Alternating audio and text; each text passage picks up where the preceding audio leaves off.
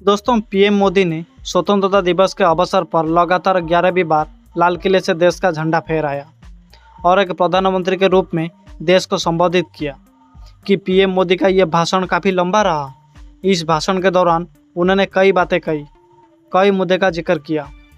एक और जहां उन्होंने यूसीसी का जिक्र करके सियासत को साधने का प्रयास किया, तो वहीं संविधान और एक देश के एक इलेक्शन जैसे मुद्दे को भी जिक्र करके भविष्य के लिए सरकार के मंशा को भी अपने नज़रिए से बताने का भी प्रयास किया।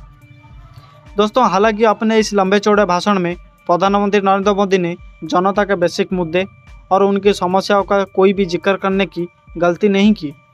अपने भाषण के दौरान उन्होंने एक भी बार महंगाई, गरीबी और बेरोजगारी जैसे देश का गंभीर समस्याओं का जिक्र नहीं किया। शायद प्रधानमंत्री जी को देश में ये समस्या नज़र नहीं आती है, या फिर कहीं तो उनके लिए ये कोई ऐसे मुद्दे नहीं है जिन पर एक देश के प्रधानमंत्री को बोलना चाहिए। खैर छोड़िए, ये तो बात थी स्वतंत्रता दिवस की, लेकिन अगर इसके अलावा भी देखें तो नई सरकार का गठन भी हुआ है। अब 2 महीने का वक्त भी गुजर चुका है, लेकिन इन 2 महीने में मोदी सरकार का वो अंदाज देखने को कभी नहीं मिला है जो पिछले 10 सालों में नज़र आ रहा था। माने इस बार सरकार का ये रूप बिल्कुल अलग है और काफ़ी अलग भी नज़र आ रहा है। दोस्तों, सबसे बड़ी बात यह है कि इन 2 महीनों में विपक्ष सरकार पर हावी नजर आए हैं। फिर चाहे वो संसद के 2 सदनों की बात हो या फिर सरकार के एनडीए गठबंधन हो और इंडिया गठबंधन के सहयोगियों के बीच आपसी तालमेल और एकजुटता की सत्ता पक्ष हर तरफ से विपक्ष से 19-20 नज़र भी आ रहा है।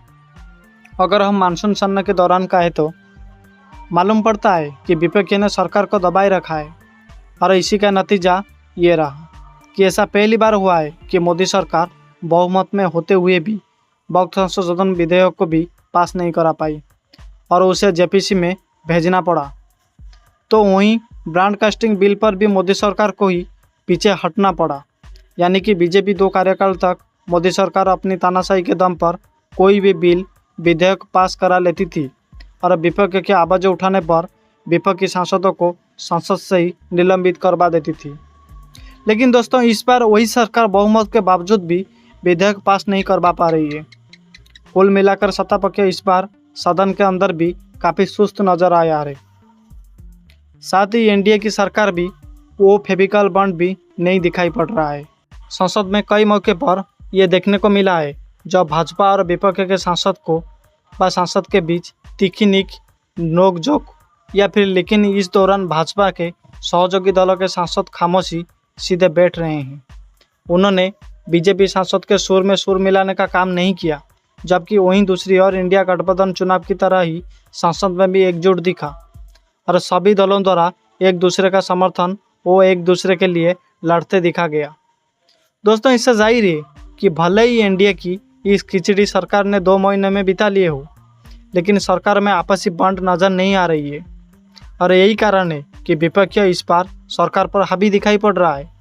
वही नेता प्रतिपक्ष राहुल गांधी लगातार भाजपा के लिए एक कड़ी चुनौती बने हुए हैं, जिसे पार पाने के लिए भाजपा सिर्फ बचना चाह रही है, ना कि उससे मुकाबला करने की हिम्मत जुटा पा रही है।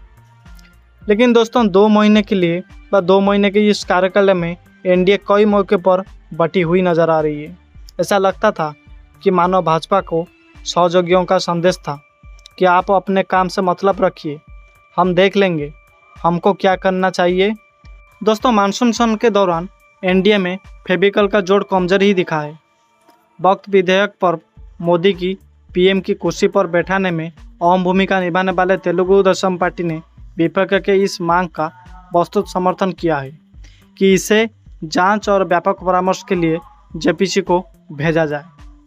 तो वहीं लोकसभा में इस विधेयक का स्पष्ट रूप से समर्थन करने वाले जनता दल के नेता और केंद्रीय मंत्री राजीव रंजन सिंह ने बाद में महसूस किया कि पार्टी नेतृत्व का रुख इस पर थोड़ा अलग था, क्योंकि सीएम नीतीश कुमार के विश्वास पात्र माने जाने वाले बिहार के मंत्री विजय चौधरी ने विधेयक को जेपीसी को भेजने के फैसला का समर्थन करते हुए कहा कि इस विधेयक को अल्प रूप से दिए जाने वाले पहले अल्पसंख्यक समुदाय की आशंकाओं का दूर किया जाना चाहिए। कुल मिलाकर संयुक्त रूप से 26 सांसद वाली वो सरकार के अस्तित्व के लिए महत्वपूर्ण टीडीपी और जेडीयू इस विधेयक पर विपक्ष का पक्ष लेते हुए भी नजर आए। ऐसा नहीं है कि भाजपा को इससे कोई खास फर्क पड़ेगा। ये पार्टी के अनुकूल है कि अक्टूबर और नवंबर में विधानसभा चुनाव के अगले दौरे से पहले वक्त संपत्ति पर बहस जारी रहे। लेकिन दोस्तों, भाजपा को इस बार से परेशानी जरूर होगी कि तीसरे कार्यकाल में अपने शुरुआत दौर से सरकार में आई सब सहमति के शोर इन आने वाले संसद के बाहर भी एनडीए के सहयोगी मुखर हो रहे हैं। एकनाथ शिंदे की अगुवाई वाली शिवसेना ने महाराष्ट्र के 113 सदस्य विधानसभा सीट के लिए 46 प्रभारी और 93 पर्यवेक्षक नियुक्त किए हैं, जिसका मतलब एक तरह से सीट पर अपना दाव पेश करना है। वहीं अजित पवार की अगुवाई वाली एनसीपी ने 288 सदस्य राज्य विधानसभा में 80 में से 90 सीट की मांग की है, जो कि काफ़ी ज़्यादा है और इस पर सहमति बनाना भी काफ़ी मुश्किल ही नज़र आ रहा है, क्योंकि आरएसएस ने बीजेपी के अंदर से ही पहले से ही अजित पवार को एनडीए में शामिल करने पर नुकसान होने की बात कही और अब संघ में भाजपा के कुछ नेताओं की ओर से अजित पवार को एनडीए से बाहर करने को भी वकालत जोरों शोरों से चल रही है। अगर भाजपा सहयोगी दलों की मांग को मान लेती है तो 2019 में जीती गई 105 सीट पर चुनाव नहीं लड़ पाएगी। दोस्तों, सहयोगियों की इन मांगों से निपटना जो भाजपा के लिए काफ़ी मुश्किल होता जा रहा है, लेकिन इसके बाद बड़ी समस्या खड़ी होने की संभावना है। अलग अलग पार्टियों के 2 डिप्टी सीएम तीसरी पार्टी के सीएम उनकी जगह लेने की ख्वाहिश रखते हैं। दोस्तों, ऐसे में हर एक की कोशिश होगी कि बाकी दिनों में प्रतिद्वंदी की सीट की संख्या को अगले विधानसभा में कम करें। इसके अलावा कर्नाटक में एनडीए पहले से ही तनाव में दिख रही है। जनता दल के सेक्युलर ने भाजपा के मैसूर बेंगलोर पदयात्रा से बाहर रहने की घोषणा की है। हालांकि बाद में कई भाजपा नेताओं द्वारा कुमारस्वामी से मुलाकात के बाद यह मामला नरम पड़ा। 7 चुनाव लड़ने वाले भाजपा के 24 सहयोगियों में से टीडीपी, जेडीयू, शिवसेना, एनसीपी और जेडीएस के अलावा चिराग पासवान की लोक जनशक्ति पार्टी की हिस्सेदारी ज़्यादा है। ये उनके क्षेत्रों में उनके प्रभाव के संदर्भ में है, न कि केवल उनकी मौजूदा लोकसभा ताकत के संदर्भ में। मोदी 3 की शुरुआत में ही भाजपा उनके साथ आहत संबंध नहीं रख सकी। इसके अलावा 1 या 2 सांसद वाले एनडीए के अन्य अधिकांश सहयोगियों का गठबंधन बदल का इतिहास कर रही है। इसके अलावा पूर्वांचल में क्षेत्रीय दलों के साथ अच्छे संबंध रखने वालों के हवाले से जानकारियां भी ये सामने आ रही है कि ईसाई वोट बैंक पर कई दल पहले से ही बेचैन हो रही है। हालांकि अभी तक तो भाजपा कैसे भी करके अपने वैचारिक और राजनीतिक एजेंट के साथ साथ शासन संबंधित प्राथमिकताओं को आगे बढ़ाने में लगी हुई है, लेकिन दोस्तों, सहयोगियों की परवाह नहीं कर रही है। भाजपा ने एनडीए के सहयोगियों के साथ समकक्ष के लिए कोई औपचारिक तंत्र भी स्थापित नहीं किया है, लेकिन अगर मानसून सत्र में जो हुआ उसे एक संकेत के तौर पर देखा जाए तो भाजपा नेतृत्व को फिर से सोचना चाहिए, क्योंकि जब तक उसकी कुर्सी सुरक्षित है तब तक संभावना है कि नीतीश कुमार अपनी पार्टी के भविष्य के बारे में चिंता ना करें। लेकिन नायडू का नज़रिया अलग होगा। उनके बेटे नारा लोकेश ने यह भी दिखा दिया है कि उनमें अपने पिता की जगह लेने का कौशल और काबिलियत है। नायडू उन्हें एक मजबूत टीडीपी सौंपना चाहेंगे, एक ऐसी पार्टी जिसे सहयोगियों की बैसाखी पर निर्भर नहीं रहना पड़े।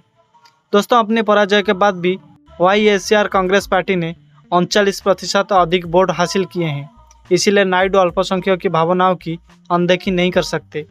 ऐसे में आने वाले वक्त में नायडू और बीजेपी के बीच ऊंच नीच होना स्वाभाविक है, जिसका प्रबल संभावना है।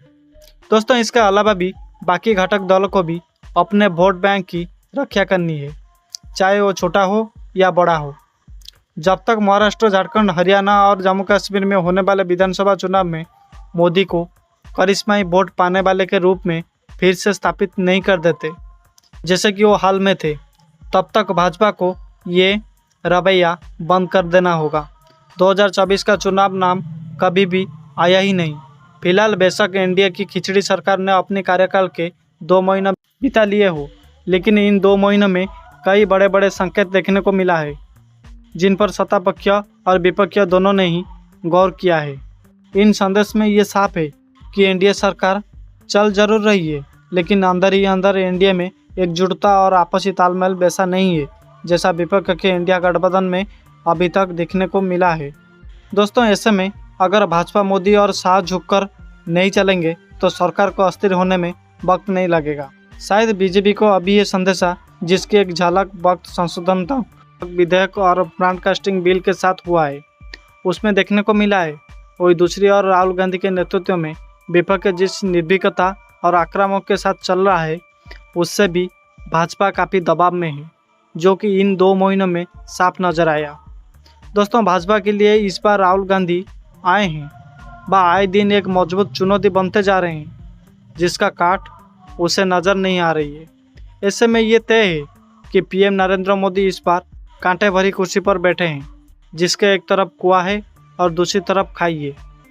तो दोस्तों, इस विषय पर आपका क्या राय है, कमेंट बॉक्स में ज़रूर लिखें और वीडियो को ज़्यादा से ज़्यादा शेयर कीजिए और चैनल को पहली बार आए हैं तो सब्सक्राइब करके बेल आइकन को दबा दीजिए। धन्यवाद।